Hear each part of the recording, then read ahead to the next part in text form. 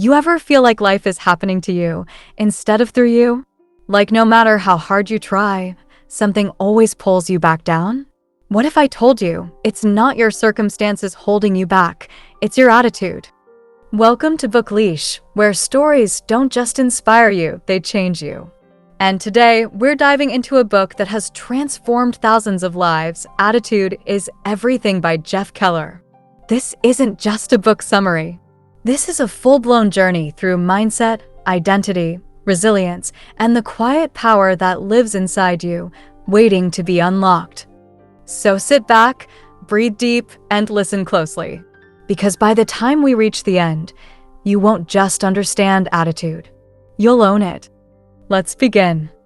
They told him he was wasting his potential. A law degree, a secure job, and a life most would envy. Yet every morning, Jeff Keller would wake up with a dull ache in his chest, not of illness, but of emptiness. He had everything, except passion, except purpose. And one day, that ache became unbearable.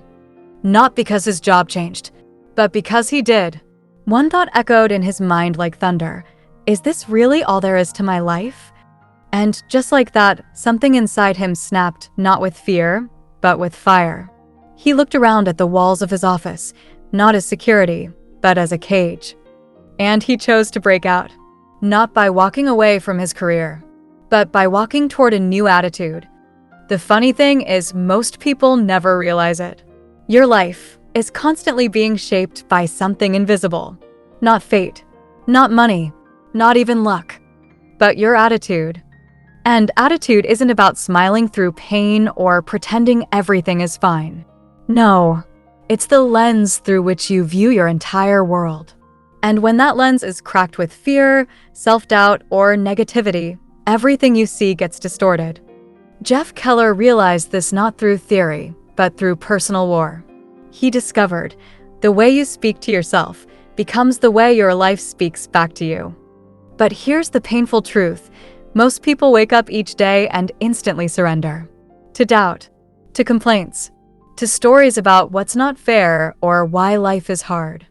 They live in reaction, not creation. Keller was no different once. He'd drag himself out of bed, grip his coffee like it was a lifeline, and mumble through the day waiting for something outside to change how he felt inside. But nothing ever came, because that's not how life works. Your outer world reflects your inner world. And when he flipped that switch, when he dared to believe that attitude is everything, his entire reality began to shift. It started small. He woke up one day and didn't reach for the snooze.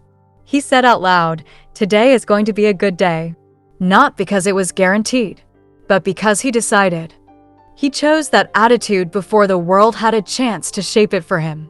And suddenly, things felt different. People smiled more. Opportunities seemed to come out of nowhere. Coincidence? No. Consequence.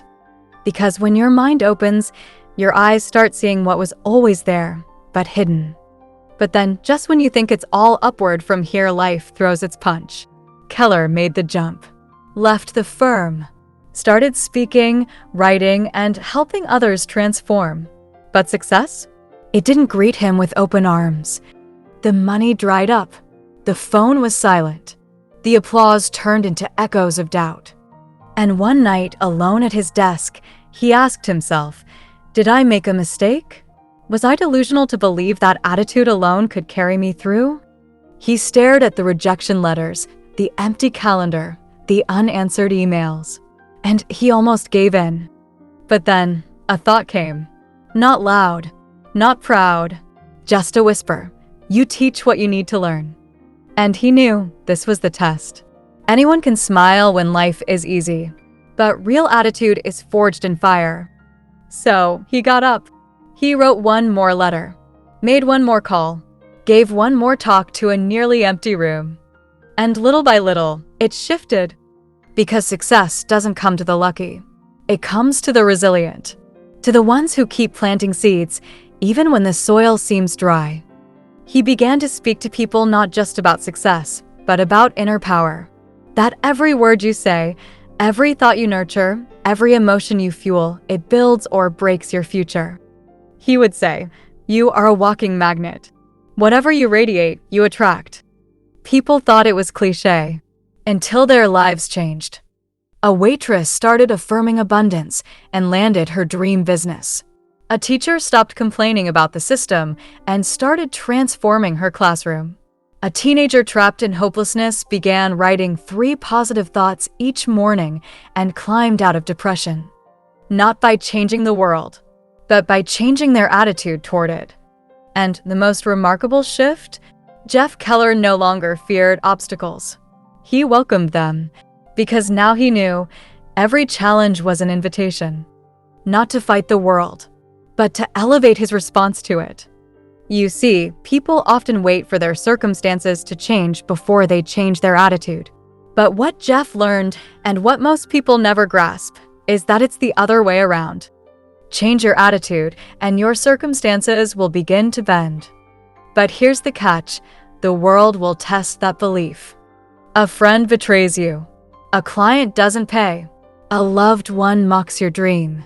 And that inner voice, the one you thought you had silenced, starts whispering again. Maybe they're right. Maybe this positivity thing is just pretending. Maybe you should go back to playing it safe.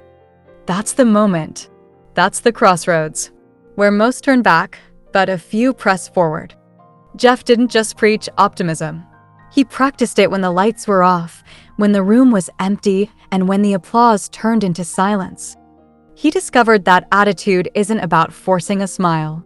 It's about holding your ground when doubt tries to drag you down. It's choosing to keep walking even when the road disappears. And most of all, it's what you feed your mind. Garbage in, garbage out. Negativity in, bitterness out. But feed it hope, vision, courage, and suddenly the impossible begins to look like a challenge instead of a sentence. Jeff became ruthless about this. He stopped watching the news, cut out the gossip. He stopped hanging around people who saw life as a trap. Because he knew your environment is not neutral. It's either lifting you up or dragging you down. And if your friends aren't lighting you up, they're slowly putting out your fire. Then came the turning point again. He met someone after a talk. A young man, mid-20s, with eyes full of pain. He had lost his job, been left by his partner, and was battling depression. He said, "I'm trying to be positive, but what's the point? Life doesn't care about my attitude." Jeff didn't give a lecture. He asked one question: what if life is waiting for you to care first? The boy looked confused. So Jeff told him, "You don't water a plant because it's already grown. You water it before anything shows."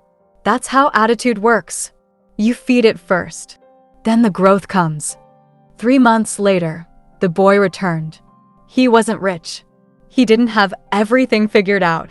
But his eyes were no longer hollow. He was smiling not because life had changed, but because he had. He started reading every morning, gratitude journaling, speaking life into his day before it began. He told Jeff, "I used to wait for hope. Now I bring it with me." And that was it. That was everything. Because here's what Jeff knew deep in his bones. Every thought you think is either an investment or a cost. Every complaint drains you. Every gratitude fills you. And no one else controls your thoughts but you. Not your boss. Not your spouse. Not your past. You are the gatekeeper. And most people leave that gate wide open. Jeff started teaching something simple but life-altering. Speak to yourself the way you would to someone you love. Would you call them a failure? Would you tell them to quit? Would you say you're too late or you'll never make it? Of course not. So why speak that way to yourself? Words have weight. Words shape belief. And belief shapes destiny. He would say, your attitude is your personal billboard. Whether you realize it or not, you're advertising something every day. And guess what? People respond to your billboard. Opportunities notice it. The world notices it. That's why one person walks into a room and gets ignored, while another lights it up without even saying a word. It's not luck. It's not looks. It's the energy they carry. And that energy is created by attitude. He told another story once of a woman who had been rejected from 5 job interviews in a row. She was ready to give up. She called Jeff and said, "It's pointless. They just don't want someone like me." He asked her one thing, "How do you walk into the room?" She said, "What do you mean?" He replied, "Do you walk in defeated, scared, expecting rejection, or do you walk in like someone they'd be lucky to hire?" She paused, then whispered, "I walk in already expecting the no." And there it was. So he challenged her, change nothing about your resume.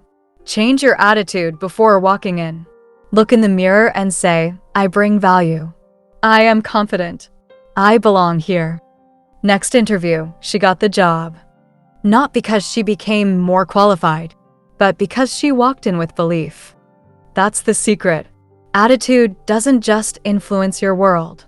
It creates it. And you can rewrite it every single day.